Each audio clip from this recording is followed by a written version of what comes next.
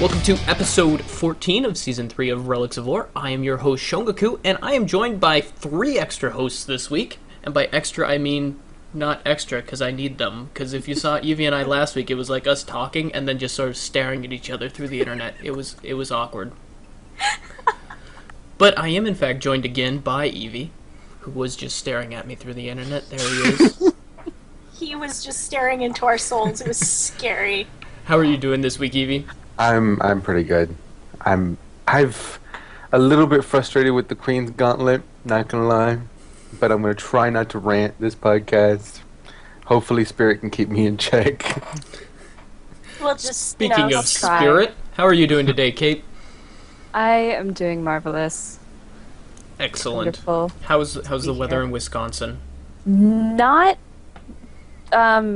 well, where I was previously, if you walked outside, I was breathing water. I'm not doing that anymore, so I'm pleased. Nice. And we are joined by special guest Lissah from DragonSeason.com. How are you doing, Lissah? Good. What do you do Great. over at Dragon Season? I am a blogger, and I basically am interpreting recipes in-game into real-life recipes right now. And you just did an Om Berry thing, didn't you? Yeah, Or- I did. It was Nice. a lot of fun. It looked And awesome. it tastes amazing, but the bars are like 600 million calories. So I'm gonna make everyone fat. I think that is what I'm planning to do. I don't know if that's exactly what I planned on doing, but I'm at least making my family fat. And here's the thing, they look deceptively healthy. I actually Right? made those too, and my mom ate them, and she may or may not have had a blood sugar spike. Oh my god! And I actually really tried not to put a whole lot of sugar into that compote, because berries, when they condense down, especially if they're fresh, they're going to have tons of sugar. So, and they have their own like natural like gelling agent, so you don't have to put any of that in. But the sugar, I only kept it to like a cup, so I couldn't believe how sweet they Well, were. I mean, when ate 'em. I like it because you're talking to the guy that makes peach cobbler, and I have to put ice cream next to it to, like, counter the sweetness of the cobbler. Yeah. I can't handle It's this just so treat. much. It's too delicious. Oh, yeah. Well, I'm going to make some other stuff later. Not all of it's going to be sweet, but I'm probably going to start out with some of the easier sweet items. So,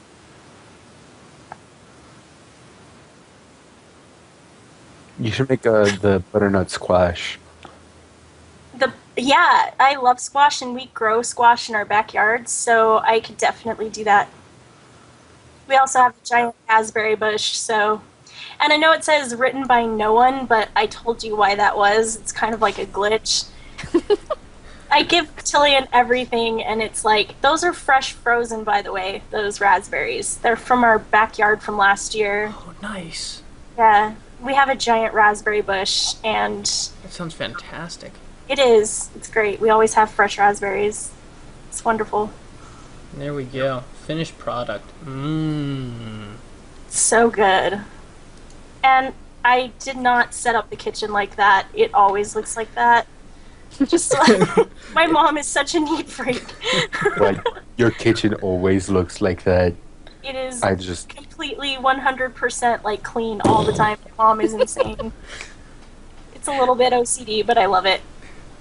my Yes. mind cannot comprehend because It's my kitchen completely- is always just like a Obliterated. tornado went through. My mother No, is ours always looks like that. Always. my mother grew up in a very German family, and so yes, her kitchen just immaculate. But the thing is, she Yep. also has like this tweak where she has to like reorganize occasionally to make it Oh, more like- optimal for whatever she's doing. So like, I'll come and the forks will be somewhere completely different. And it's like, how? Your mom and my mom, if they ever got together, it would be the worst thing ever. Okay, we will have to keep them apart. Good thing that we just know each other on the internet. Yeah, let's keep it that way, because my mom would literally, like, her OCD and your mom's OCD would, like, explode the world. I think Nice. All right, but this is a Guild Wars 2 podcast, so we should probably talk about Guild Wars 2. You guys should totally check out dragonseason.com. They have a lot of great blogs, and specifically that recipe. It looks amazing. But we're going to open up the show today with a little bit from Evee, who's going to tell us sort of about what's going on with SPVP. Okay, let's get with some current events, because, that's the thing. And why am I talking like this? So, as we spoke before, Team Curse, which formerly TP, My camera keeps has been disqualified from the PAX finals because apparently some international laws and whatnot, and I'm not a lawyer. Can I throw in a couple things? What happened was their paperwork, they had to be from certain countries to qualify for this, and the guy that they brought in didn't actually have that, and he was actually from a country that was outside of the regions that they allow. Yeah, and it's all licensing because of taxes and whatnot, and yeah, it's strange. ArenaNet's working towards getting more countries to be where players can come from other countries, but it's a long process. It's not as big as Blizzard, so they can't do nearly as much. The thing with Blizzard, like StarCraft 2, is considered an actual international sport by a lot of countries. So is LoL, actually. LoL and, what's it called? Dota 2? Dota? Well, the thing with LoL and Dota, the recent, what do I call it? Law, I guess? Yep. That allowed them to be considered an actual sport in the U.S. is actually a blanket law for all of esports. And I was actually talking to a friend of mine, and he's going into law school and whatnot, and he explained that because of the way it's worded, it can apply to like fighting games like Street Fighter and whatnot, and they did that specifically so that they could avoid issues like this in the future. Because, I mean, it's a growing industry, and that law would not exist if the government didn't think they can get taxes out of it. So, I mean, Why am I thumb up in taxes? I don't know. Clearly I'm insane. I mean, there's a lot of money in it, so, I mean, why wouldn't they? Taxes. So with that, unfortunately they're not going to make it. They and ArenaNet and I do believe Zeph, who is the team leader, he's the one I believe that was having the trouble with the location, and he's the team leader. On an aside, Zeph, if you really need a visa, we can go to New York and marry. There we That's go. an offer. That is an offer. And Evee's serious, by the Look way. at that luxurious beard. I mean, how could you say no to that? I mean, it's just... How could you say no? I'm really excited that we just had a proposal on this podcast. Oh my goodness. This podcast is getting weirder by the second. Oh my goodness. So anyways, Evee, moving on. So Zeph is the team leader, I do believe, of Team Paradigm, now Team Curse, and so they basically had to they released a statement on the, I guess an official statement on the official forums, as well as ArenaNet, and detailing it. So you can look those up. Check out what Zeph has to say about it. And Teldo, I do believe, was the one who released the official statement. But we did actually get some more from Zeph this week. Specifically, as you've known, I've been somewhat confused about if you've been watching the shows beforehand, I've been somewhat confused about the current PvP meta, especially watching the fights. And I'd like to thank, I went onto Reddit and asked, basically, I have no clue what's going on, can anyone explain this to me? And I got responses from someone named Huntu, it's like H-U-N-T, and then a whole bunch of O's, so either that's like Hunter, like when he's howling, or it's some other person. He's And a then- It's Quaggin. Quaggin persona. Oh, it's Quaggin Hunter. And then I'm we so also had sad. a response from Vendetta. Huntu gave me a link to a forum post by Zeph from Team Paradigm, who put a lot of details into what was going on with the meta. I had Evee, you went through and read it. What's going on with the meta? Well, first of all, Necros in general are, I think he summed it up really nicely, nuclear condition reactors. Alright, so Evie, tell us about how Necros are nuclear condition reactors. Okay. Well, they can bombard a point with conditions because marks, staves, I mean, I'm pretty sure most people can, get that concept. Which leads into the second problem, and that would be thieves. Thing is, thieves alone, as far as sword dagger is concerned, aren't particularly strong. They just have a good bit of evades. They're kind of hard to train. When you throw them into a huge team fight that has tons of AoE conditions being thrown down because of two Necros, they become a very strong harasser. So this has led to, because Necros are such a huge thing now in the meta, thieves have just been tacked along with them.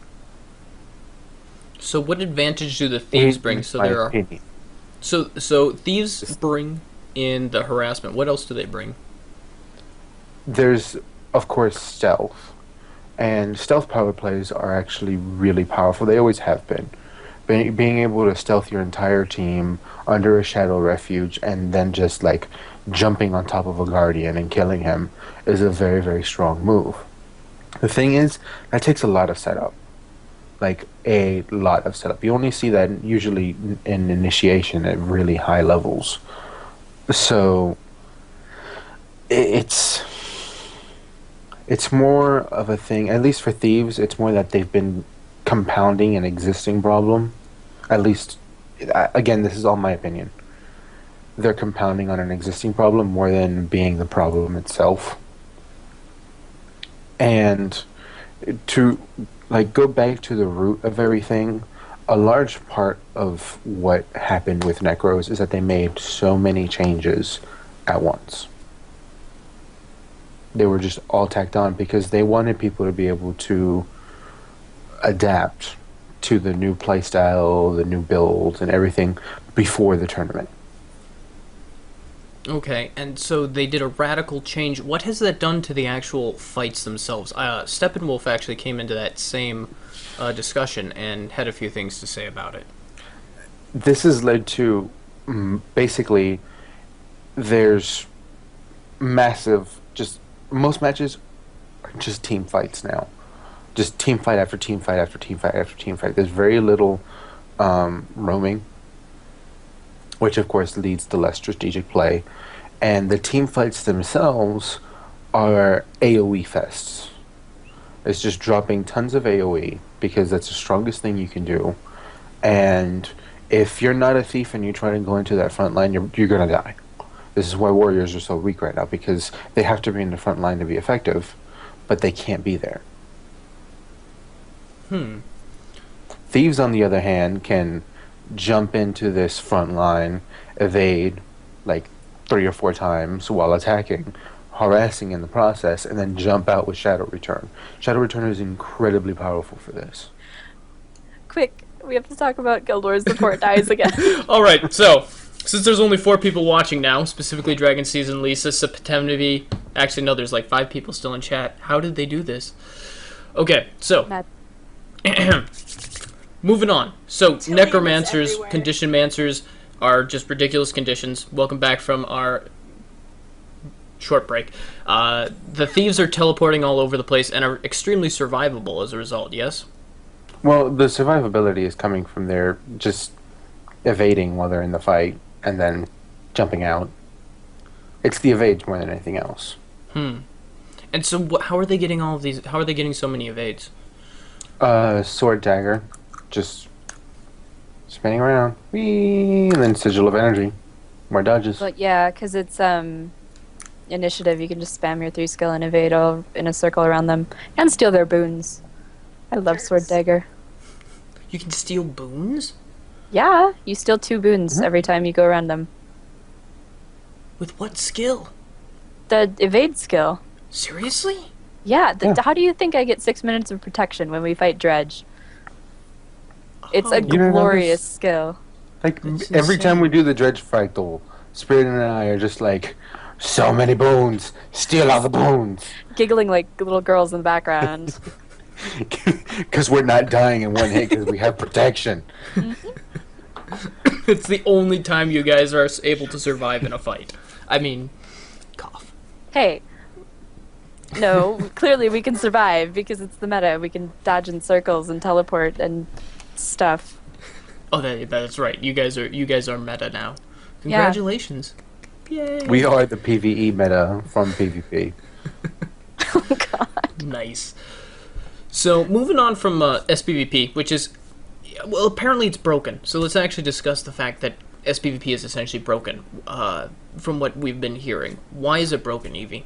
Well, it's not just this thing with the meta. It's a whole bunch of other issues compounded on top of it. Poison doesn't reduce healing. Weakness, the way it's affecting crits is actually incredibly strong right now because it's turning crits into normal attacks and then reducing them instead of just reducing the crit. Isn't it turning them into glancing hits? Well, the way glancing blows work is it's just a flat-out percentage of reduced damage. When it was only normal attacks, it would reduce their normal attack by a certain percentage. Now that it affects crits as well, it's turning crits into normal attacks and then reducing them. So crits do less damage when they glance than normal attacks. Well, which they should, shouldn't they? I mean, isn't that the point of weakness? Yes and no. It's on paper, considering Arena has said it's a bug, so obviously it's not meant to be that way. But, I mean, the thing is, it makes weakness too strong against crit builds. Which is why you're seeing conditions being the end all right now, because power can't not keep up. Interesting. So, and as we were discussing before we exploded into internet fairy dust, the fights have actually apparently gotten pretty boring, from what I hear. Yeah, I mean, they're incredibly straightforward. One team just smashes their face against another team on a point, and they go at it until either someone runs away or they're all dead. It's kind of a bummer, actually, for fights. Which is why you don't see portal plays anymore, because they're not necessary. They're just, you don't need them. And you have maybe like one thief that's like porting somewhere, doing like a decap, and then going back to the middle fight, and where everyone's just smashing each other. And that's even if that's happening. Because that thief is far more useful harassing the front line than anything else. That's just rough. It'll be interesting to see how would you suggest balancing it? First of all, I would make weakness apply to conditions somehow. Make it reduce the damage that you do with conditions. No, don't do that. Yes. Don't do that. Don't nerf Necros. It must be That's done. not a solution. They need a damage nerf. Second, really I would do. give Necros more disengages and reduce the damage of terror. I accept more disengages. I love making it so that someone like, give me more fears. I don't mind. And I would give them a single escape mechanic within Death Shroud. Some way, I would find a way. Turn number 2 skill into a ground targeted port. No, number Yes. 2 would be too low of a cooldown. I'd actually add a 6th skill that would just like A Death Shroud them. heal. Why don't you just get rid of 2 and move everything else forward? And then I turn find 2 2 into is a 5. useless and skill. I would prefer it. Gap closer, but Didn't Two's 2 used to be... actually useful for hopping into the front line and then stacking Torment. That's a good point. 2 also used to be ground targeted back in, like, pre-beta. Also, your glasses are sideways, Spirit. Today I learned. And there we go. And now everyone will be watching that for the rest of the show. They're like, they are. I'm sorry. I'm a terrible host. So, okay, nerf Necros. Anything else that you would do? Personally, I would like to see everything be at the same level as an engineer. Engineer is very well off right now. I think that it's probably the most balanced profession in the game right now, as far as PvP is concerned. Does that put them at like the 0 point then? Mm-hmm. So what Everything makes them... else needs to be brought up to that level or brought down. Really? As far as damage is concerned. When it comes to survivability and all that, it's wonky and there's different mechanics and you can't really go by that. But Do you really as far as want to damage is balance concerned, people? everything should be somewhere around the engineer. Is that necessarily accurate, though? Because do you really want a Guardian dealing as much damage as an Engineer? Well, if the Guardian is traded to do just damage, yes. So you want to balance the DPS specs. Mm-hmm. Interesting. I'm iffy. What do you guys think about that? Do you think that all of the DPS specs should be balanced, or should there be like a DPS spec that is like better, like maybe 2 or 3 classes that have better DPS specs? Spirit, what do you think? Through your frozen camera. No idea. What do you... Yeah, go ahead. Go ahead, Spirit. Oh, Spirit's gone apparently. Lissah, what do you think? do you do PvP at all? A little, very, very little. I'm still a rabbit. Yes, I am as well. I'm super low level, so I can't really argue with Evee because I have no clue. What rank are you now? I feel pretty powerful when I go in on my Mesmer. When we queue up like guildies, so I feel like just going in with my normal PvE build, like into SPVP, I feel like it hits pretty hard because I'm mostly conditioned. So it feels pretty good to me.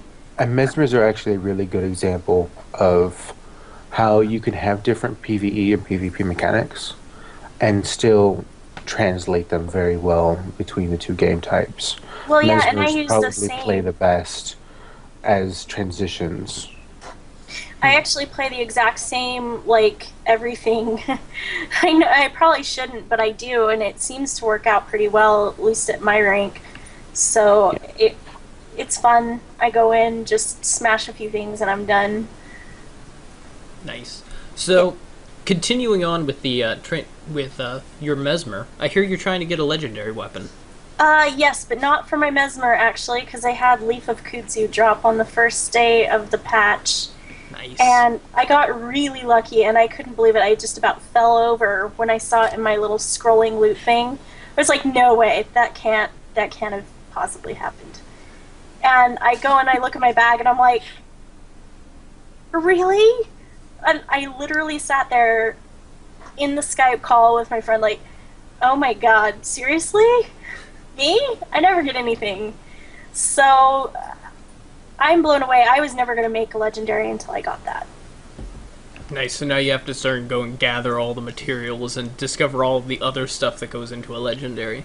Well, actually, I haven't done a whole lot, but I'm already 35% of the way through getting the tier 6 mats. I have 30 out of 77 clovers. It's been pretty interesting. It's a lot of money. On a side note, I met someone today that has 2 of every legendary. What? Are you kidding me? Why would you do that? Like, how? Across his much account, money? he has 2 of each one. He is a doctor that uses all of his overtime money on gems in the game. And now we know why ArenaNet's like, we're doing perfectly fine with our he's gem store. funding ArenaNet right They should there. make an He's expansion spent, named like, after 20 him. grand on the game. You should have a legendary named after him for that. You're right. Maybe the Doctor or something equally ridiculous. The doctor. So it's like It's a Like it's a dagger scalpel that glows with and that like has gold coins falling off of it. No. It's a stethoscope water filter. I don't even know how that works, but I just wanted to be an underwater Water one. filter? Your water or aqua breather or whatever it is. I saw one on the trading Legendary post today aqua that was called filter? water filter. I mean, because Yeah. if you translate it, it's what, 50 cents for a gold? So half the price of a legendary, which legendaries are generally going to be what, like 2,000 gold? Around 2,000 Yeah. gold. So for each legendary, he spent about $1,000. And there's how many legendaries? One of each weapon, so a lot. And he has spent 2 of them. he spent over $20,000 on legendaries. See, Just I'm lucky because I have somebody I can trade mats with, and that once I get done with my legendary, I can, like, help him with his. So it works out, but that is so much money. I haven't spent any, Holy smokes, that's amazing. hardly any money on anything. And now we know why ArenaNet has RNG boxes, because this dude is probably Can't afford buying that. He's probably crap. buying like $1,000 worth of RNG boxes every time they come out. They're like, they make so much money, and he gets like 30 different things out of them because he bought 1,000 of them. Okay, you want to hear something crazy? Somebody pointed out that he's helping further the game, and he is. It's true. But there's a point where that just gets stupid, because I've played other games, and the way the cash shop works is it's pay to win. I'm glad it's not in Guild Wars, but I've seen it to the point where these people are just so OP and have spent so much money that they're unstoppable, and it was in other games, but still you could buy to win. Thankfully, it's not. And the point is, this man has literally bought his way to prestige. He really has. That's crazy. That said, I mean, he did spend $20,000. He probably deserves a few shinies for, A few. Yes, but he should have his own version of shinies, not ones that people ArenaNet should just like work Their butts out for it, yeah. ArenaNet's probably tracking like credit cards or NCSoft or whoever manages the payment system. And I'm they're like, sure they once have you no hit like a problem with it. $20,000 or a $50,000 mark where you've like essentially paid for one of their employees for a year, they like give you something for free. It's like when you The go in and second you buy like a time- fancy car from a place. The second time he bought gems, his account was banned because they thought he had stolen a credit card. Because he bought that many gems. Isn't Oh there a my someone was God. saying, oh, there's like a $300 limit, isn't there? How is he buying these many gems? I'm sure he He's- talked to ArenaNet. I'm sure he's talked to them. He's and buying them and then like hitting the limit, and then he'll buy more. You just repeatedly. I'm sure he's talked to a customer service representative, because you can do that. Like in that other game I told you about, there was this guy who ran a guild, and they were like the most powerful guild ever. And he would spend that kind of money in a week. And it was so stupid. And like he had to actually talk to a customer service agent and say, I am spending that money. It is me consciously doing it. I am not, somebody stealing credit cards. This is my actual disposable income. Still crazy, but Sir, we salute you for helping helping them do their 2-week runtime. Seriously, they're paying he for is my paying. favorite writers. He's paying for all the Chauncey weekly Von updates. Snuffles updates, which Peter Fries has said he wants to try and do a new costume for Chauncey. Oh, snap. That's actually going to be the surprise reveal in the upcoming update. Is It's that not. He Chauncey said Von it- Snuffles III is actually going to be made into the winner of the Fancy Cat Festival, as is his rightful place. Yeah, that would be awesome, but he already said that he doesn't get his update of Chauncey's little update, I guess. So he said he Little- didn't get what he wanted. Little do But we maybe know he's that the lying. Aether Blades are attacking because Chauncey Von Snuffles didn't win the Fancy Cat competition. Oh, it all makes sense. They're cat lovers. I'll allow it. They're all crazy cat people. So speaking of the Aether Blades attacking the Jubilee, we went cursory over the Jubilee last week because it just come out, so we didn't really, and Evie and I were just sort of staring at each other blankly over, as we've established. So what have you guys been doing in the Jubilee? How's the balloon events going? Well, I tried to do some balloon events like the day after they came out, and I would kill the champion or escort the person, and the gates wouldn't open. And I haven't tried since. It works now, by the way. You know what? Yeah. I'm sure, but I've just been busy with other things. How about you, Because Lissah? Leandra. I've opened like 5 balloons. Like, honestly, I haven't really done them because I've basically been farming and doing dungeons and like doing an hour or so, if I can, of the crazy farm train down in Ore, like I was doing before this started. Oh god, those farm trains are insane. Yeah. So, Spirit, have you done the balloon events yet? I haven't really. All I've done, I've been out of town, so what I've done is farm the pavilion and then burn all my tokens trying to do the gauntlet, because I love the gauntlet a lot. It is pretty fantastic. So, with the gauntlet, you and Evie are both trying to do a challenge mode, aren't you? Sort of? Kind of, sort of. Playing on a thief is hard mode in the gauntlet. Let's get real. Well, At least on some of the bosses. I mean, some I of those found- bosses are really easy. I made it up till the 3rd boss in Tier 2 without having to repeat a fight because of Thieves Guild. It destroys everything. So if you're playing on a thief, I highly recommend it. Also, short bow and sword dagger are good choices. Sword pistol, also a very good choice, but I favored the evade more in the end. What else?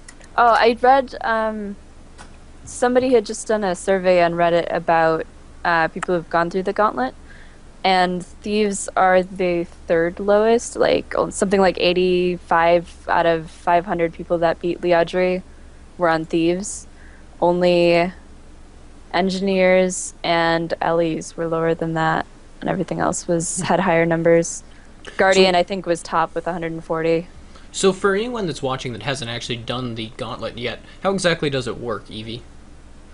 Well, it's actually kind of straightforward. There are some arenas placed over the pavilion, and when you talk to a ringmaster, you give a Queen's Gauntlet ticket as your little entry fee, and you get put in this arena.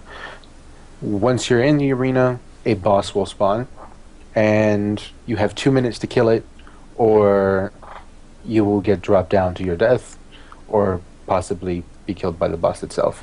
Now, as for the bosses themselves, they all have different mechanics, and as you keep progressing through each boss, theoretically they should be getting harder with each one, but it's kind of wishy-washy which ones are actually harder than the other, and it really depends on what profession you're playing, what build you have, as far as what difficulties you'll have with these particular bosses and encounters.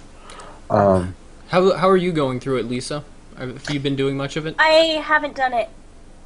I've been farming the pit, which is what I call like the champions down there. You know, the legendary bosses. I just call it the pit because it's a big pit. It's the circle of murder. I call it the circle of murder. Oh no! And the Zerg moves around. Okay, no, you can't sing. I can't sing on the podcast. No, you can't sing on the podcast today. You get to hear the song. If you join us on You're welcome. When Tillian comes on the podcast, you can sing then with him. Yes. Can they do a duet? Because I'm 25 It is now my life's goal to make sure that man is never on this podcast. Just keep bringing me back every week. That'll fill in your spot. So there you excited. Go. Oh. It would almost be as bad as if you had, you know, Tillian and then one of our other guildies singing at the same time. It would be horrible. Let's not. Hunter's out. He's like, I'm out. Oh, okay. Moving on. Before I continue singing. So the Circle of Murder. It's crazy for farming, isn't it, Lissah? I have 135 claws just from doing that. Like the vicious claws. Wow. Yeah. So what's your pattern? I'm mostly just following like whoever is in charge of the murder pack, basically. So I just go wherever the bosses are that are open, and then we go back to farming destroyers, which that's the reason why, like somebody pointed out earlier, that destroyer lodestones have plummeted in price because of that. Everything has. And and claws, but mostly claws and destroy lodestones because that's what they drop the most of. So, I mean, really, it's helped the economy in some ways, but been really bad in other ways. If only they dropped blood. The centaurs Actually, do, but nobody farms them, which really upsets me. the first day when I farmed centaurs, that's where my Leaf of Kudzu dropped, but I also got like 35 bloods. All right, we're going farming centaurs after this episode. Yeah, if you can convince people to do it, it's great. And, you know, when it had the champions, that was wonderful. Oh, yeah, that probably good would have been news. amazing. I have a commander tag. Let's go. All right, we will do that. Aw, I can't come. I'm on European servers. Plus, it's really, really early in the morning there, so I don't know who would be up except for the people who are up from my guild, and they are crazy. Thanks for coming. Yes, Tillian, as it's like 2 in the morning or 5 in the morning where he is, and he had to listen to me singing. I apologize. Don't worry, we've had to listen to him singing in our thing, so So this far, is payback. nice. So far, what's your favorite part of the patch so far, Evie? The Queen's Gauntlet, for sure. Oh, we lost Lissah.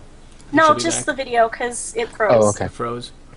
Yeah. Okay, so Queen's Gauntlet. Also, chat room, feel free to chime in. So, Queen's Gauntlet, which specific, so the actual fights. It's more of a... Oh, they're getting, like, hard bosses and mechanics now. Does this mean we might see it in dungeons? Raid content? Guild challenges, maybe? So it's just like...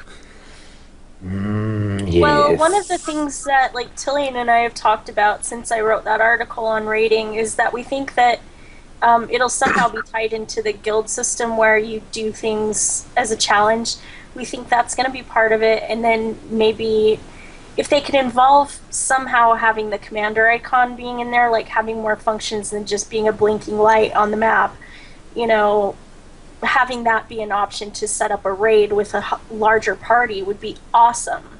I would love to see the ability for guilds to give a commander icon to someone, even if it's only for a certain amount of time, and have that be the basis for raid content.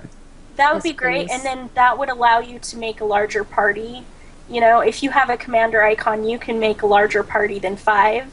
That would make so much sense for even, like, my camera keeps freezing.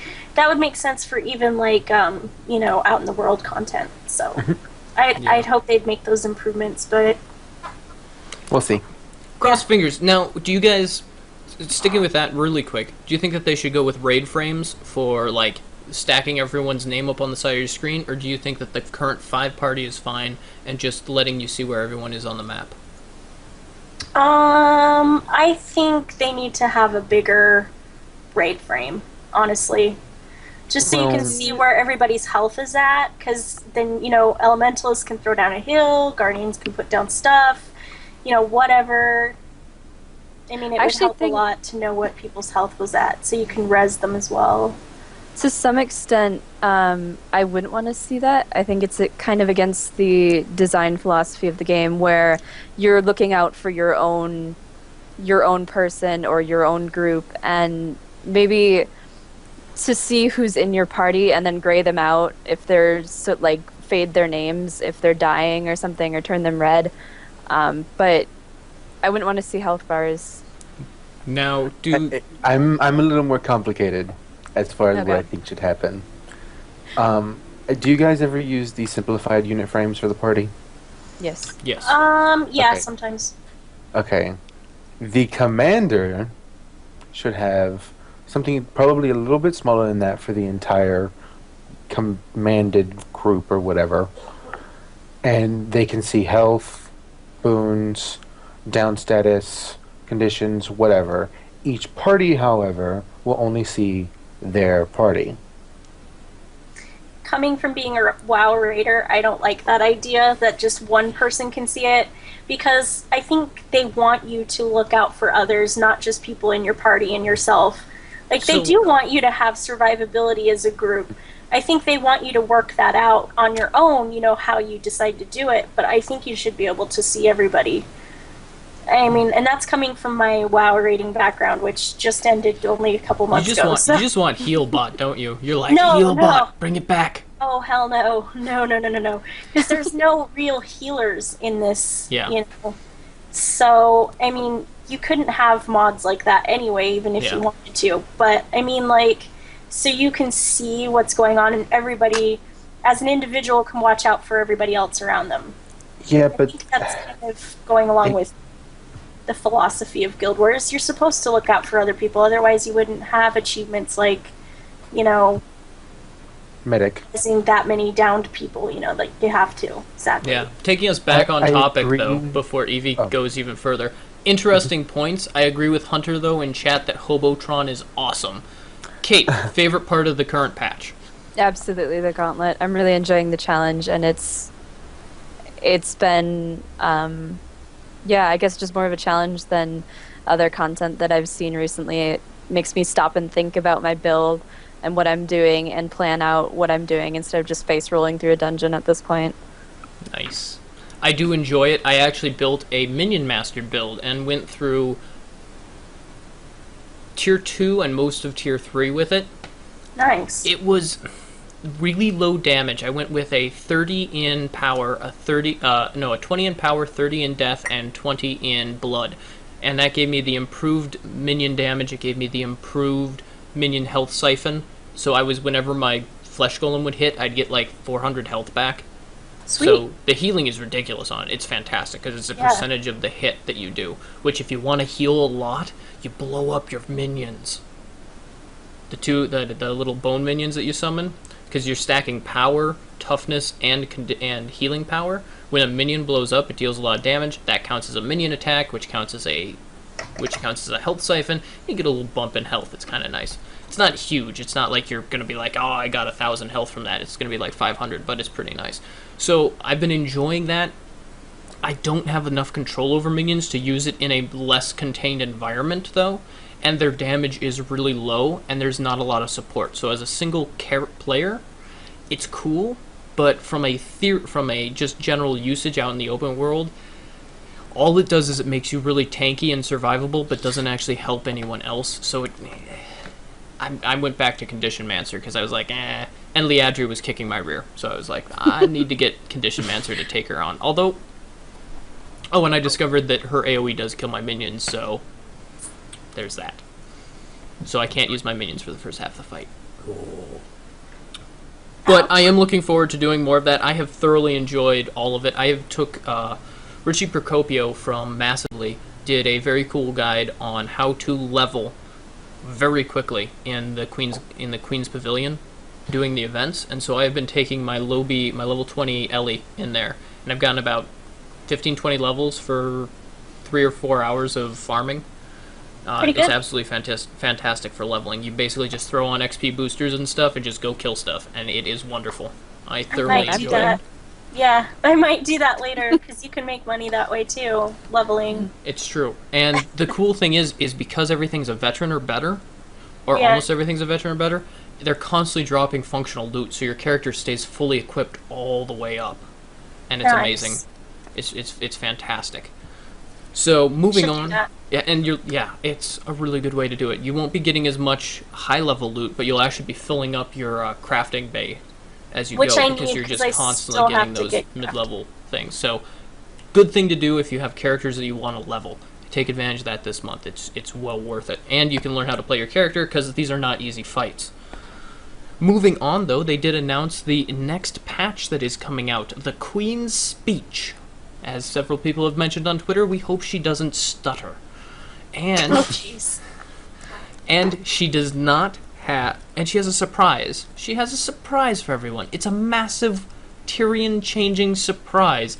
Kate, what do you think the surprise is? My theory is that the Evan-Hawke Treaty has gone through, and that the next chapter of the Living story will take us into Fields of Ruin. We'll see the resolution of the treaty.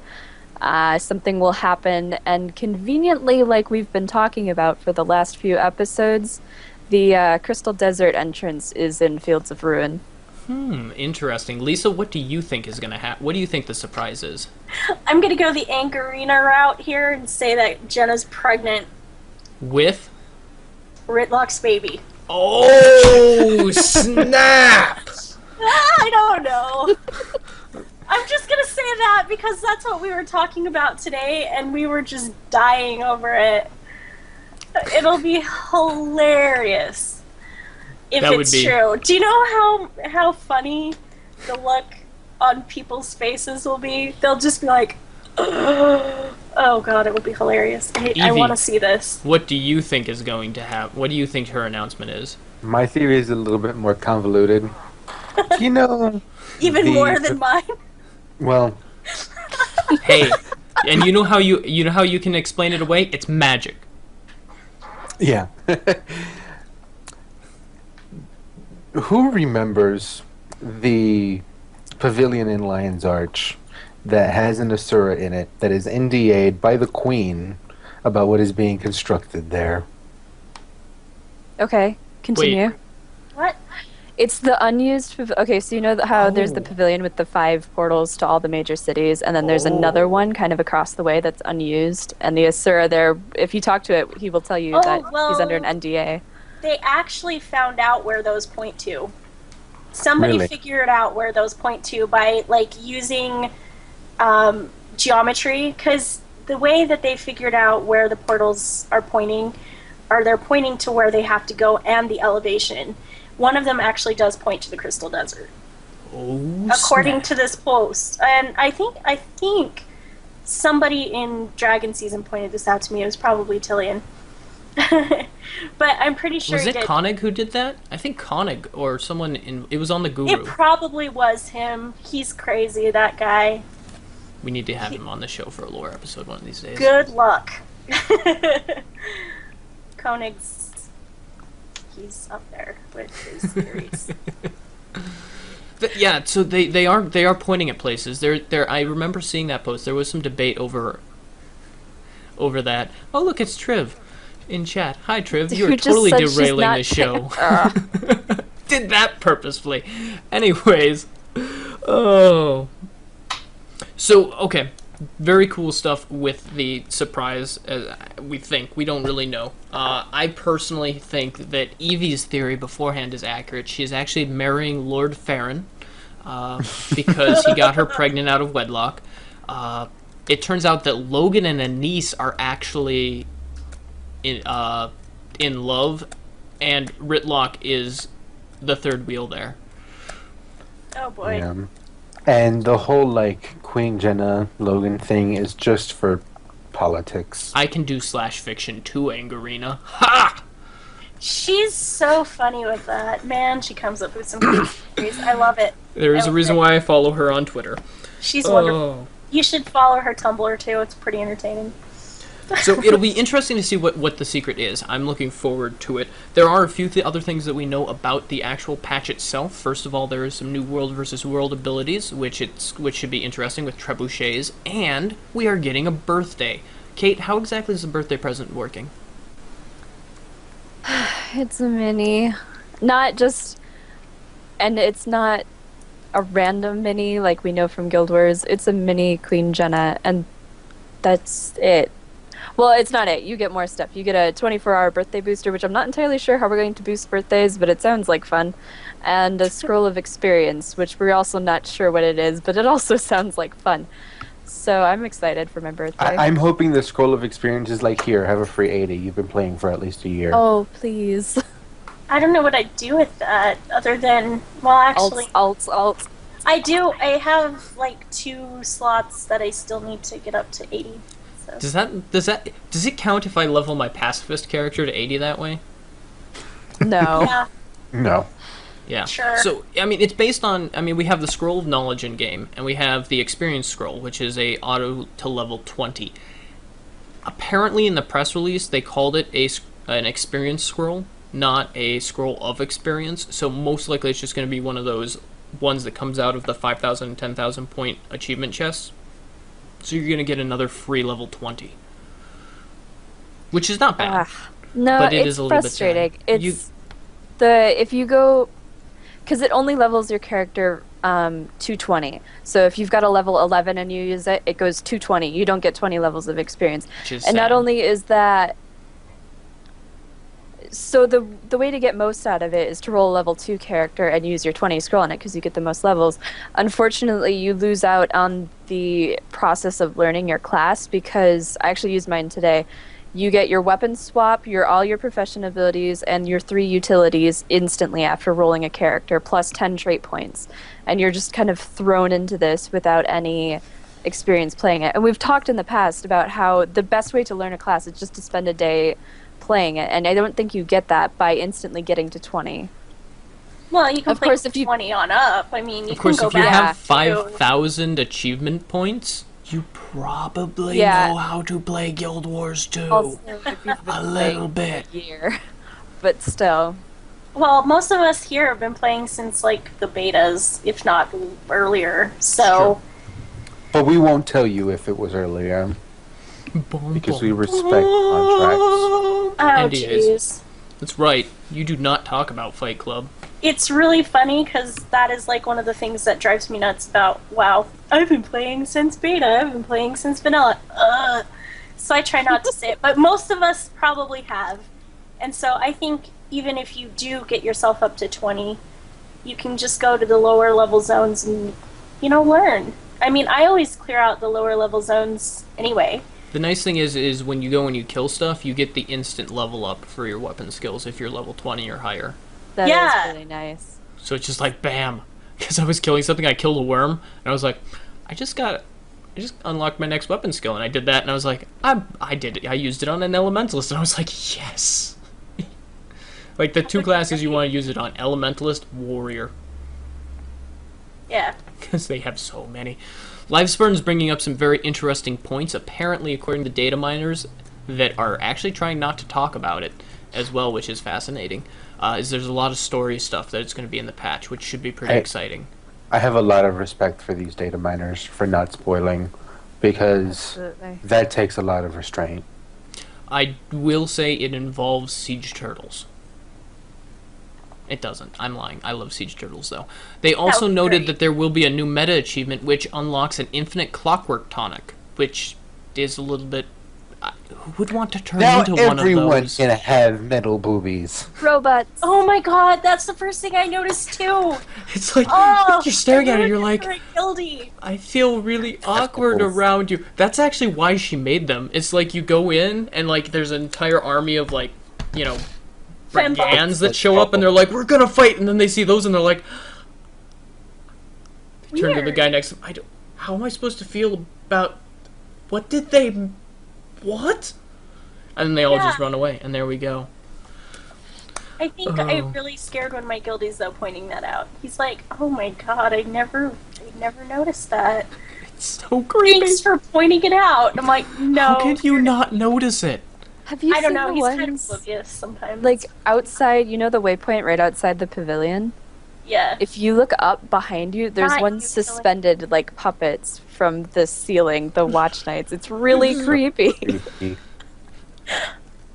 So there's actually been a running theory that the Watch Knights are related to the Thermonova reactor. Really? Well, think about it. There is a universe where a Azura has ascended to complete controller of Tyria, who is creating steam mechs of every single animal. And actually, one guy that I was talking to in chat was like, "It's like Dr. Robotnik in Sonic the Hedgehog, roboticizing stuff." 'Cause those steam things are from a different dimension. Evie, go. Okay, pointing out again with this Asura that's taking over the thing. In that personal story of the Asura, they say that there was a battle of Divinity's Reach. Just want to point that out. Also, when you go back to Spod's lab, am I saying that right? Spod? Yeah, I don't know. Yeah, Okay. Azura. His lab is the Aether... I can't remember the second word. How do I not remember this? Anyways, have this he has an written down Aether lab. I'll let you think. So I'm going to keep going with what you're talking about, though. Interesting thing. When did the Great Collapse happen in Divinity's Reach? Could it have happened? We don't really know if it happened at the same time as Thermonova Reactor. What if, when the Thermonova Reactor exploded, the Great Collapse occurred because a portal opened up and stuff fell in and other things came through? Dun dun dun. And that's where the Watch Night tech came from. But there's actually been conversations in Divinity's Reach recently about how it was formed by a tunneling thing or things. Destroyers, maybe? That's kind of my theory. Oh, snap. See, because the destroyers like to do that a lot in Guild Wars 1, where they tunnel up, so... And they do that in Guild Wars 2 as well. Yes. So, it'll be... yeah, I'm kind of Or interested the to see where they Dredge, go 'cause with the Dredge story. do the drilling as It's well. true. Unless if Dredge are being slowly converted into Primordius minions. They could be. That makes sense. They're both underground. Sorry, I'm trying to, like, keep my dog from freaking out. He's sitting here next to me, so I'm rubbing his head. I feel Yeah, horrible alright, because and I can't remember this exact word. But it's Aether something lab, which implies a connection between them and the Aether Blades. Oh, There. it does. Interesting. Also, Watchwork and Steampunk are similar, but I will agree, Hunter, that it is a stretch in the chat, that my theory is definitely a little bit out there. Continuing on, though, with the patch, they are also removing culling from PvE. Wait, what? Yes, Yeah. they have announced culling is getting shut off in PvE. Evie is surprised he didn't know. Kate, are you excited? Are you worried? Are you frightened? I'm worried for my frame rate, although World v World, when that got shut off, it wasn't as bad. And they did mention that the options you have in World v World, you will have in PvE. It'll be a universal setting, so you can you can determine how many people you show on screen at once in your options, and then also the level of detail for those people, from fully geared to black silhouettes. That should be very cool. Lissah, how excited are you about this? It's gonna be nice, but I kind of have an older computer, so I don't know how well it will go. We'll see. I'm hoping it'll be fine. I hope. We'll see. It'll be interesting to see. And It might be a upcoming, little people are going to crazy be during, asking like- to be able to render models without clothes at all. Just the model, but just no clothes. Well, Really? that might That's be... going to be a thing. Anyway, Well, as what I long was as- gonna say is, during holiday events that circle around, like, center around a city, I think that might be a problem. Well, actually, what it's going to be is it's going to be an RP thing, because what happens is when you're in a big crowd of people, you get jostled around and it's sort of awkward and you can't really see what's going on, and so the actual loss of frame rates is designed to emulate the situation of being in a large crowd, where it's jostling, it's a little bit, your vision's a little bit joggy, you gotta, like, try and jump to see people, or in this case, stand still and, like, yell, and that's, they're actually doing it for an RP reason. Sure. Makes complete sense to me. Or you could go the other route with the RP reason, having low settings and people just being shadows, because you're not really paying attention to them because it's just a huge crowd to you. That's right, and anyone in your party is going to render fine. I like that. And what they'll That do, might be good. I like Tillian's idea of adding an Assassin's Creed skin for all of the medium armor classes, so they can sort of RP walk through it and pretend like they're playing Assassin's Creed. Can I sit on a bench and brood? You don't have 'Cause sitting. that's what I remember Oh! about those games. Did you guys ever read the post by Colin Johansson or John Peters about sitting? I've been meaning to I would talk about actually this for a like while. to be able to sit on objects and not be, like, sitting So- through them. At one point in the earliest, like, alphas and early betas, they had sitting in the game. And they took it out? Well, they discovered that they had been creating all of these chair objects in the game, and they were building them and building them and building them. And the art department was just shipping them out as much as they could because they were trying to produce all the environment art. The only problem is they didn't discover that the chairs they had been designing were not good for all the races, and they couldn't all sit, and there were these weird scaling issues and various other things about, and they just couldn't get them to work for all the races. And so they were looking at it and they said, we either have to do a complete redesign of all of the chairs in the game to enable sitting, or we just disable sitting. I think it would have been hilarious to see a giant char sitting in a tiny chair. I think Or an Asura in a huge chair. I don't know. I think that would be hilarious. Like, just keep the scale all the same, and then just let them click on it and sit. Like, I don't know. It doesn't bother me that something would be oversized or undersized for somebody. I think that would just make it fun. Or Yes. if, like, the chair doesn't fit because of, like, skeletal reasons, like it has a back and no space for a tail, just be like, oh, hey. Have the tail I'm stick a through. char. I mean, peek through. I mean, whatever. No, not even that. Just have the comment be like, oh, I'm a char. I know I can't sit in this chair, so I'm not going to. Right, or if it's just a have the normal back chair- chair, the char spins it around and sits down on it. The only thing Right, is that just creates there. a large number of interactable objects, and think about what that would do to, like, data points on a map. Like, we already have a lot of data points. Oh my Imagine God. if you took and animated all of the chairs in Divinity's Reach.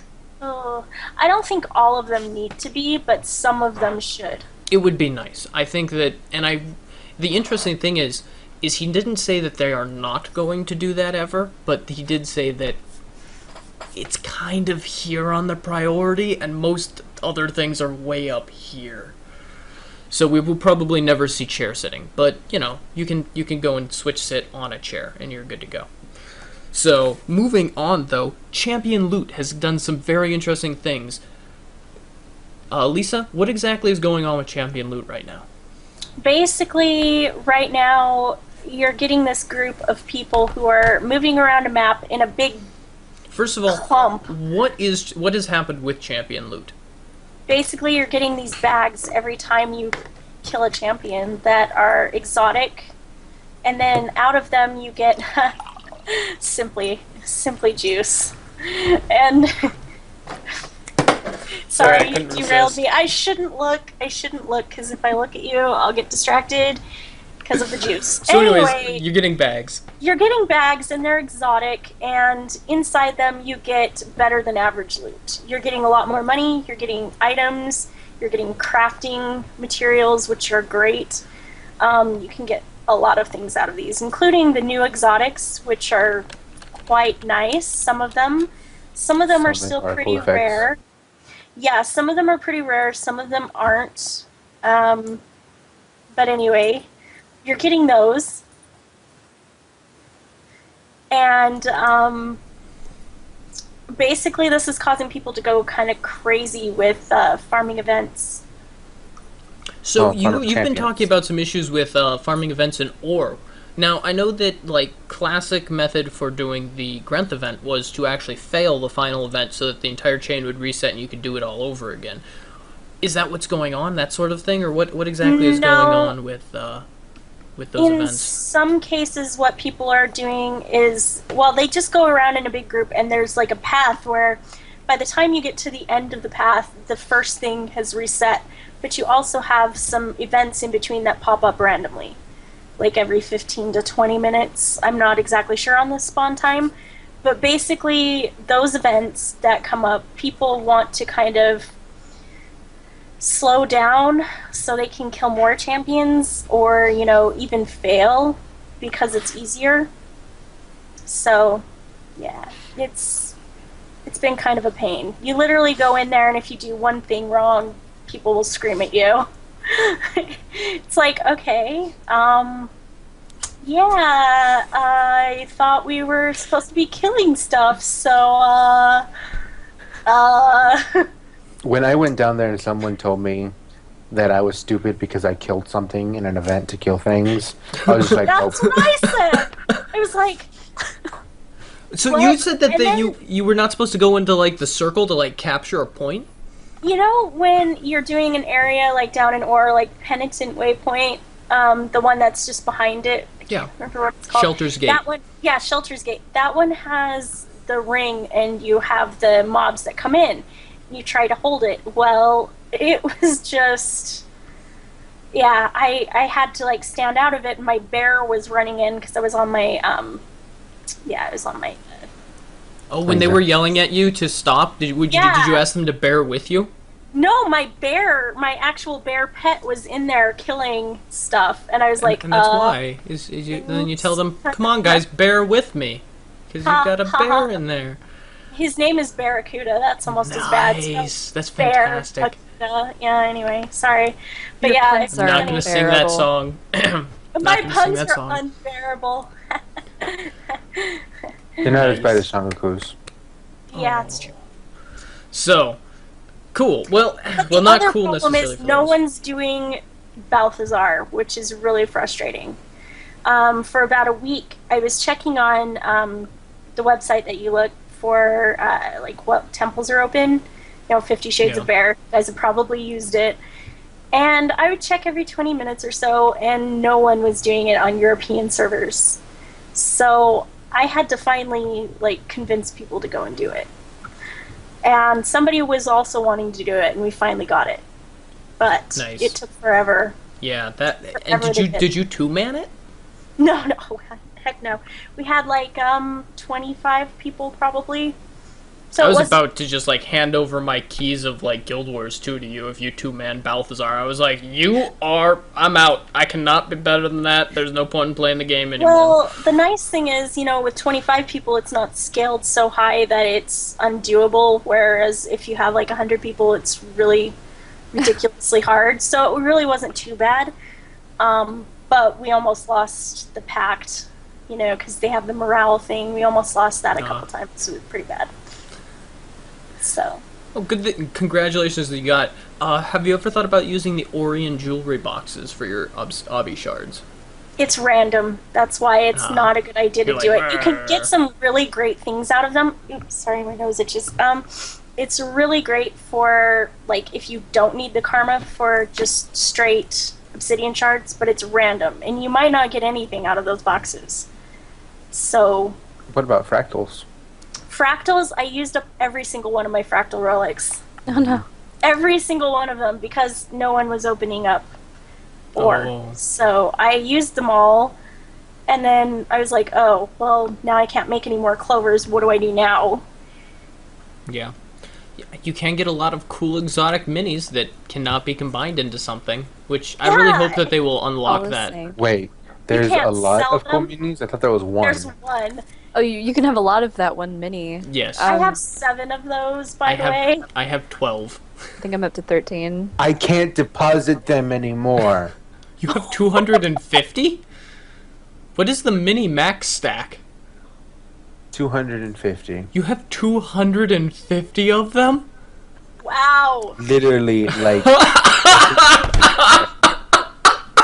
a stupid mini in it. I really hope that they will unlock that mini so you can throw 4 of them into the Mystic Forge to get a random mini out that is not one of them. One day, they will introduce legendary minis, and I will be able to put those in the Mystic Forge. and I It will takes 250 mini of one mini in order to get a legendary mini. Evie will be all over it. It'll be the Ooze mini, and you can basically click on it, and it will look like any other mini. And then you'll put it into Polymach, and you can pick whichever mini you want it to be for It'll Polymach. be the Mew of Polymach. That'll No. be hilarious. I approve. That's how that should work. If you have 250 minis that you can just throw into the Mystic Forge, I think you deserve the Mew of Polymach. I agree. That is insane. I have never heard of somebody having that many. I thought 7 was bad, and now I'm thinking, wow, he must have gotten one in every single box. What's unfortunate is that you can't even salvage them for anything. I know. And speaking of salvaging, they what would you actually salvage did a mini just for? yeah, I don't know. But speaking of salvaging, they did just add an unlimited salvage kit to the store. Have you guys seen that? Okay, just some math for everyone. Stupidest thing ever. It's so I think it's so stupid. Take you using this thing. If you salvage 2,000 items a month, it would take 20 years for this item to be worth it. Not It's worth 2,000 a day, right? 2,000 a month. Oh, 2,000 a It would month. take 20 years. That's just like some of the World versus World. And the thing is, The you're only achievements. going to use it on whites. because it's only a 10%. It's a white salvage kit. It's not even a gold quality salvage kit. And you're spending money every time you use it. So you spend gems to buy it, and then every time you use it, you spend money. I can understand the convenience of it, but it's just like... Financially, there's no point. Like, there's not even a convenience issue there. Because you can... Well, there's the thing of never having go to the vendor to buy a basic salvage kit ever Here's again. the thing. You're still going to have to go to the vendor to... salvage kits, so it's just like... You're still going to have to go to the vendor at some point to get your yellow salvage kit to get ectos, because it's not going to give you ectos Or ever. your mystic salvage kit, because, I mean, those things are great. And Yeah, now that we all have 1,000,000 mystic stones. Yes, that's a good point. I mean, there's no point to get it. It's... No. I mean, absolutely literally, none. you are spending... it's 3.5 copper per use on a white salvage kit. It is still, beyond the 800 gems you spend, it is still an additional 3 copper per use, which means you're saving half a copper every time you use it. That's it. It's so stupid. You're still And here's the spending thing. money when you're It's even worse salvaging. than skins. Like, there's no point to it at all. It makes noise. And it's really annoying, too, if you watched It's like a Richie's video. or something like that. Yeah, it's a slot machine, basically. Like, if it had been a gold quality salvage kit done, bought, I'm fine with that, because I That would hate... be cool. That would be worth it. And you know what? Even if they were charging you like a silver pop, you're still saving money ultimately, because it's like, what, like... No, it's 65 copper per use for a gold quality salvage kit. So if you were spending 50 copper... Oh. It's Okay. it's like 65.5 or something. So if you were spending 50 copper every time you used it, you'd still be ultimately saving money over time. You would end up saving money, rather than it taking 20 years to pay it off. 20 years! It's just ridiculous. Of 2,000 Apparently- salvages a month. I will say that the last time I did what I'm about to do, they did actually fix the drop rate of a portal device. So, Oh my god, I have like 10 of them now. Hi. Like, I didn't get one, and then suddenly I got 10. I actually got an actual device. yeah, Yeah, I've gotten like so 5 really? of them.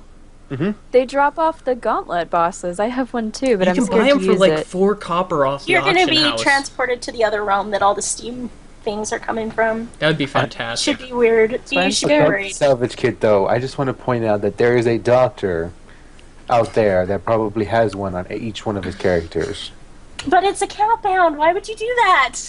so that he can keep them in every single bag. Wait, are we talking about the Why? portals though? No, No, the salvage kit. machine, the salvage thing is account bound. Why would you buy one for every character? Like So the he can just keep it on the character. the harvesting tools make sense. That they're soulbound?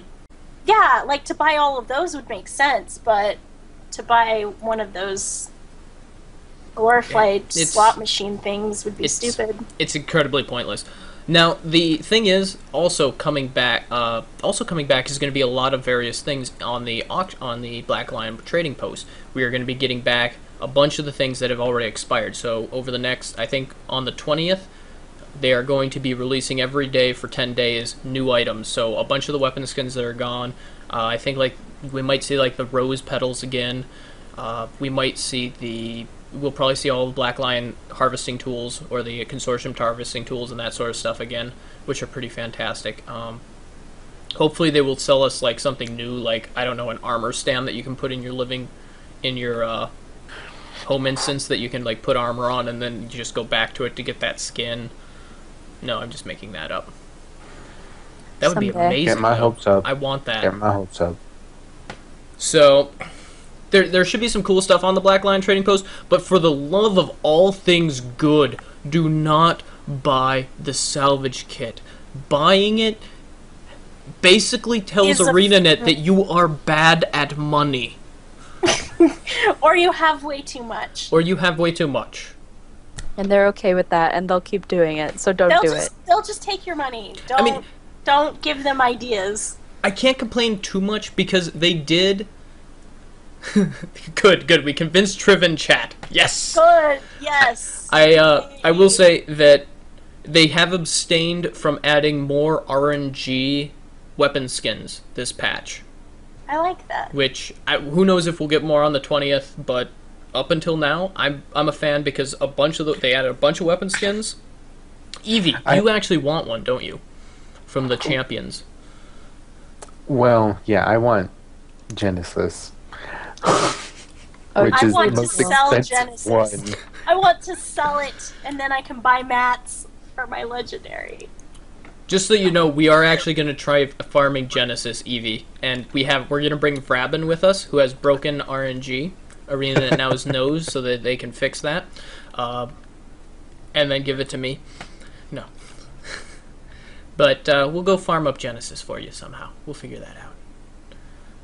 So, as far as RNG is concerned, though, I have a feeling that the epiphany that the community found out that the average skin takes $50 to get kind of contributed to them being, oh, we probably shouldn't do this anymore. Yeah.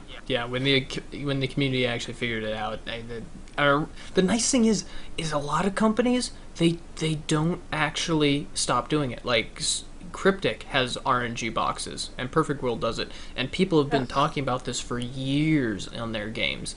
And one of their developers finally came out and said, we couldn't afford to keep running the games if you guys didn't spend obscene amounts of money on lockboxes like you do, so we're never taking them out.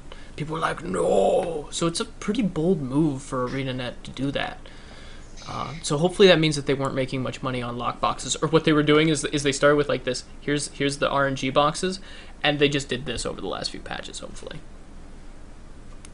Cross fingers. Well, they do have a permanent RNG box in there. Well, not a permanent, but the Black Lion chest is a long time, since launch fixture in the gem store. So that's true. They're not gone, but they are considerably more marginal. You don't need them to get the weapons. Well, there are weapons that drop out of them, but they're not like the big ones. Yeah, you can still get the Aether Blade weapons out of them. It takes 5 tickets. Yeah. And it's going to go up in price, though. Yeah. It went up already. It's 5 tickets now, and as opposed to 1. Which is $250 on average. Just want to point that out. Don't do that. Yeah, don't do it. It's horrible. Yeah. So, moving on from negative money spending, there's some cool stuff going on in the community. Specifically, start out with Reddit has actually started a farming subforum where people talk about where they can find, where you need to find what loot, and what it will do is it'll allow, because everyone can of course tap a target, is it'll allow people to say, oh, I need bloods, and they can say, okay, on the subreddit, where is powerful bloods farmed at? Oh, okay, this is where everyone farms it. You go there, there's probably going to be a group there, and you can just start farming bloods or whatever else it is that you need. So it's a good way for the team, for the group to work together, to share farming tips. And if ArenaNet, and the good thing is also, if ArenaNet if you share a farming tip for a broken way, ArenaNet can go in and say, okay, is this something that we want in the game? For example, if you're saying, well, you need to fail X event so that this will happen, then ArenaNet can go in and fix that and make it so that there is more reward on the other end of the event, hopefully. Or they can turn your champion troll into a veteran. That is true. No, that would be unbalanced again. Yes, Eevee's champion troll that he had to port to, veteran. Good work, ArenaNet. They trolled Eevee's troll. But it's probably good that it's not a champion anymore, because then everyone would be killing it all the time, and you'd never get your achievement. When I first found it, I was hoping people would use it for DPS parses because it's level 80 and whatever. So, but no, now it's a veteran. Moving on, there's also some stuff from Dragon Season. Lissah, what are they working on Dragon Season? It sounds like there's a party coming up. We are doing an end of the summer party, and it should be pretty fun. We're just going to hang out at the beach in Lion's Arch and derp around and be goofy like we normally do. Nice. When is that, and where is that? How can people get involved? It is on Friday, August 23rd at 9 p.m. That's +3 GMT, I think. And it's on Aurora Glade European server. and it's in Lion's Arch at the beach near the diving tower, according to the post. Cool. So it should be pretty fun, and anyone can just show up. We always encourage the community to show up to our events and come to our things all the time, like all of our guild missions and things. If people want to join, we just let them. Nice. So. The Wickerwind Festival I remember going to was a lot of fun, so I am looking forward to seeing that. I do have an EU account, so I'll hopefully be able to pop in there and say hi to everyone. Do it! Tillian will, like, hug you to death, but do it! It'll be awesome. I'm glad he's I in Greece. will I find don't a like hugs. EU account that's inactive to hack, and I'll show up on a naked char. Tillian's me with you. making his little kitty face saying, yes, I will hug you to death. Also, He's such a cuddly kitty. aww. Also, we are going to announce that we have started work on converting Relics of War into a simulcast podcast, which basically means that there will be an audio-only version of it available as well, which should be pretty fun. I just listened to the demo reel for this, for I think the 11th episode is where we're at right now, and it was really good, so hopefully we will be getting a lot more high-quality audio going for you guys as well. Right now we're looking at doing most of the audio and hosting it on SoundCloud, but we may move back to iTunes because SoundCloud does have some very significantly limited storage space options. So we shall see. Okay, we just did the 10th episode. Oh, that's right, the episode with Triv, who is in channel right now. Triv is in glorious audio. I've heard it as well. It sounds really good. It's fantastic. Very, if you listened to Relics of War back in the day when it was only an audio show, very reminiscent of those days. Just to update you on why we sound smarter, because what happens is the audio pauses where we're just sort of going Get cut out. they get cut out. It's amazing what that does. It makes me sound like I'm snappy and I'm on topic and I'm just on task, and it's like, I sound brilliant. That's why the one that I was on was only audio, and they did an audio podcast. It was a lot of fun for WoW. So, it also cuts like 15 minutes off of the episode. Like, it was an hour and a half episode, and then with like with the cuts, it went down to like 117, and I was like, holy smokes. What? Yes. That's how much white noise silence we have in our episodes, Evie. 15 Right? minutes of Are it. you not surprised? I'm not. That's how long. We spend too much time just staring at chat and stuff. So there is that. We're looking forward to having that and providing that service for a lot of people have been asking for it. So we are definitely looking forward to that. And now we are going to finish off with more of Anton Larrson's Armchair Developer. Kate. He talks about fixing dungeons. Ablam.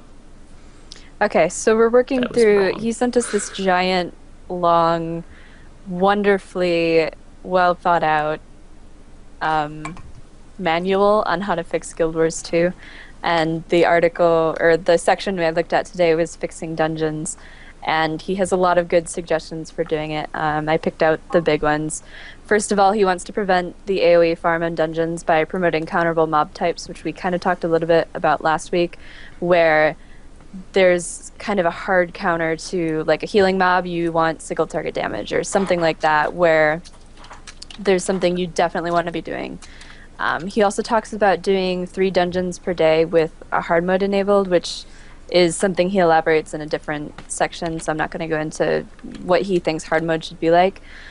I'm not entirely sure I agree with that one, because it promotes time gating again, and that's something I'm struggling with in this game. But that's the beauty of But- Armchair Developer, is someone can write something, he can write something, and we can disagree with it, and still, it's interesting stuff. Absolutely. Yeah. He also suggests providing reasons to play all difficulties of the dungeon, which in this scenario would be story, explorable, and hard mode.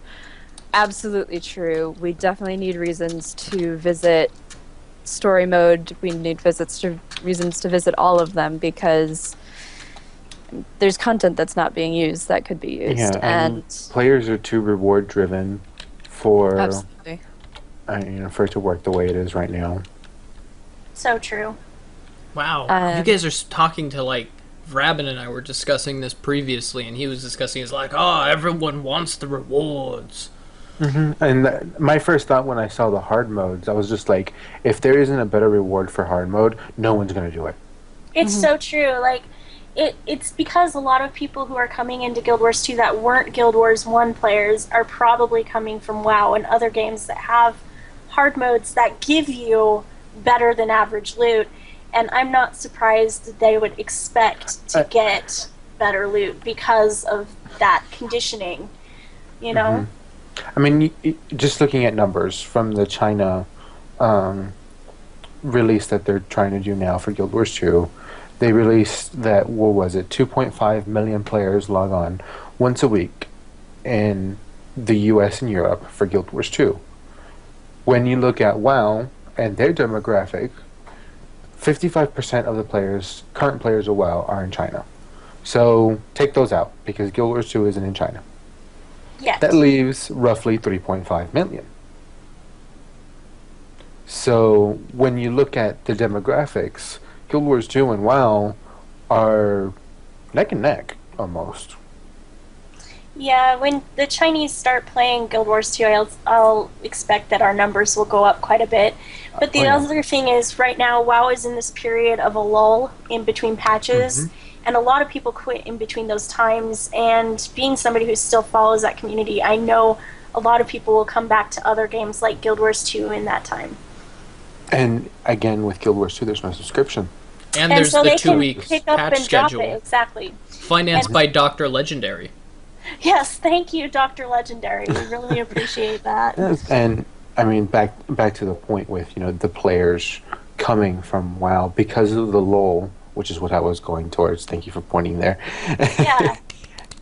Because of this lull, they're going into Guild Wars 2 because there's no subscription. They've already bought the game, so now they can come into this. And they have a certain expectation when it comes to an MMO, and it's been set by playing WoW for, how old is WoW now, 8 years old? Yeah. But their engine is like 12 years old, so... I mean, I that's a don't lot of about it. time to get used to a certain system. It's so And- true. People are conditioned to play that way. Well, think about all of that. So you have that sort of optimal, you're really pushing to like get through it as fast as possible, get all the rewards so that your character can be upgraded. In Guild Wars 2, that's not necessarily as critical. Ascended Gear has added a level of that on some level. But for the it's most not part, 100% necessary to Right. have it to be functional as a player. even to be Whereas- almost optimal, you don't necessarily need No, it. you don't. Exactly. And Which I the think thing is with huge. WoW is you have to have the best gear or you're not going to be able to go into the next tier of rating and be as effective. So it's a completely different system. Theirs is completely linear going straight up, whereas ours is kind of wibbly, wobbly, timey-wimey, etc. Oh, hey, I like how you've got that police box on your on the front. I have Right? been working Nice Doctor Who, yeah. for an entire season to get a Doctor Who reference in here, and you did it Yes! for me. Congratulations. How have we not had a Doctor Who reference on the show? Like, I You're love Doctor Who. welcome. We're terrible. I have two TARDISes behind me. I have my mug and I have my pen. You guys can't see it, but it's there. I also have a turtle and then my dog, but you can't see those either. So, sorry. But yeah, I'm a Doctor Who nut. So, back onto Anton Larsson's as we're wrapping up the show. Brought to you this week by Dr. Legendary. That's an awesome name. So, okay, so he wants to the hard modes with like 3 hard modes a day, reasons to play all the difficulties, so some level of rewards to bring you into it, but not necessarily crazy rewards. He also mentioned bringing randomness in. How would he do randomness? How was he talking about doing randomness, Kate?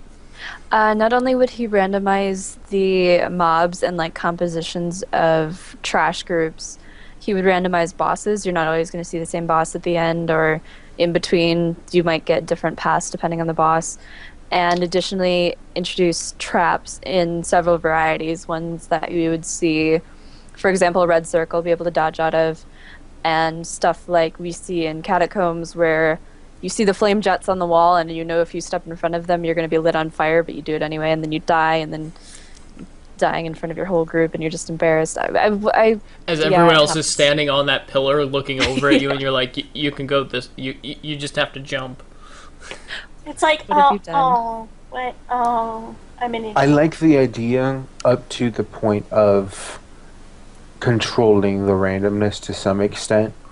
Like, always have the availability for people to be able to think through whatever, strategize, instead of,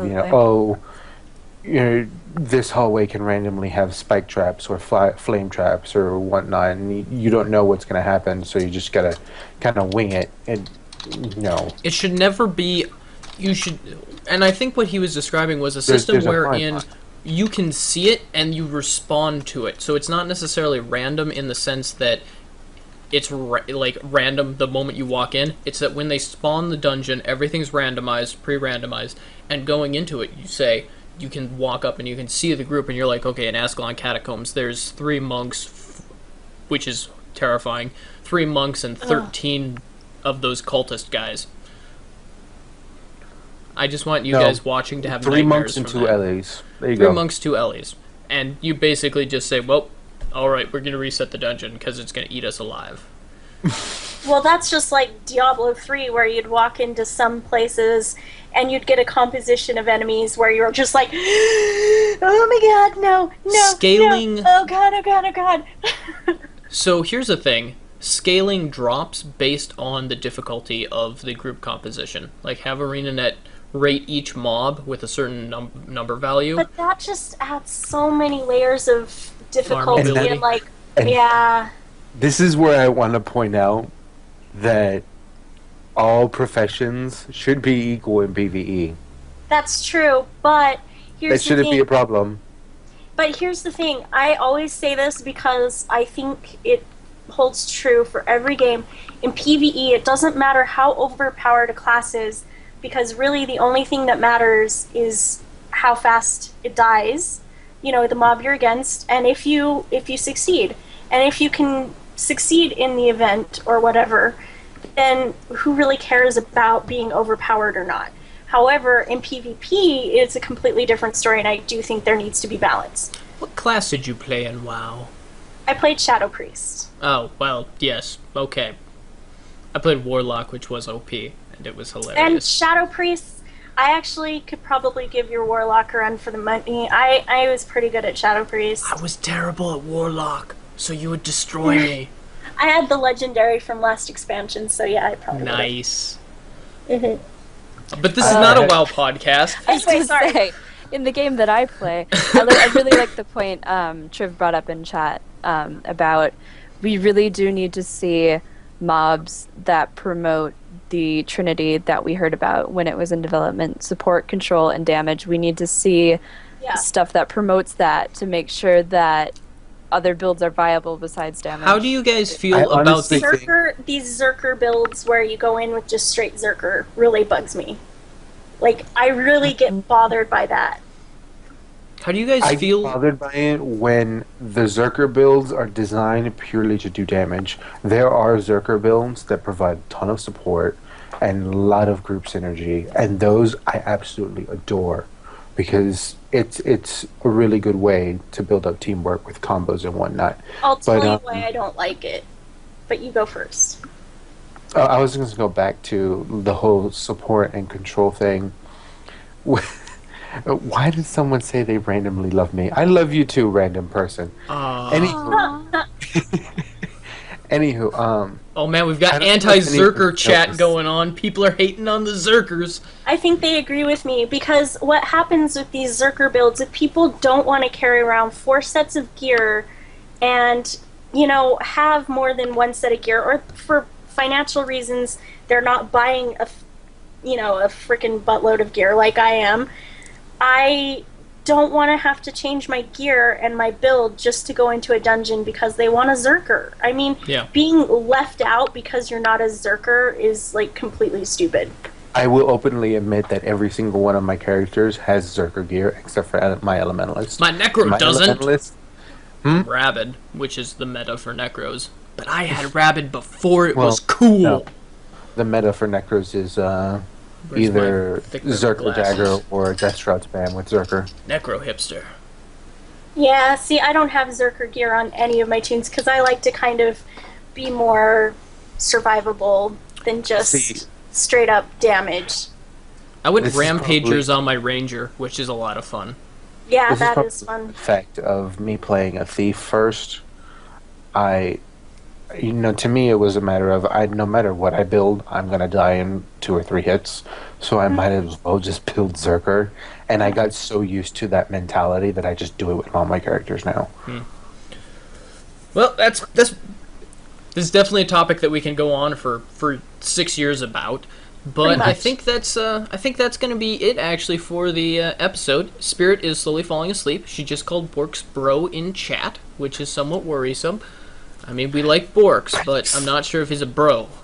Although he does play a big warrior character that could be a bro. But anyways, thank you everyone for Guardian. watching. We had warrior guardian, they're like the same class. Thank you guys for watching. I will do we'll be doing a little bit of a post show after this, but we would like Tillian, to go to bed. Yeah, Tillian, go to sleep. Yes, you can go to sleep, Tillian. If you'd like to contact us, you can contact us through relicsofore@gmail.com. You can go to our website, relicsofore.com. There are forums there that Kate, who is our editor-in-chief, regularly actually goes through and checks and replies to people on that. We also have Twitter, @relicsofore, as you can see, which are underneath my name there. There. You Here. probably won't always be spammed by us starting Twitch streams. Yeah, I'm Oh gonna my see if God. I can fix that. I apologize to everyone Gonna who put was the kibosh spammed by on the by that. I apologize. That was pretty funny, though. Apparently, it got us 20 or 30 viewers. So. Oh Nice. wait, no. I'm happy with that. Whatever Yep. works. So you can follow me once again, relicsofwar.com @relicsofwar. You can follow Kate @damnviolas, those cursed violas, or find her on our website. You can also find Evee in game @Evee. That is his character name, I do believe. Is it? You have an Evee in there, so you'll be easy to find. Lissah, dragonseason.com. If they have questions for Dragon Season or anything, are there any emails that you guys can write that they can write Dragon Season, I think there's Tillian at tillion.dragonseason@gmail.com. You can type it in the chat, but you can also go to our website and leave feedback there. to? And they can also follow you @Lissahkins, yes? Yes. Alright, cool. Well, once again, thank you all for watching, and have a good night. Bye, guys. Yay. Night night. Somewhere in the shadows, I find a way, leading through the fields of night, far beyond the endless memories will stay.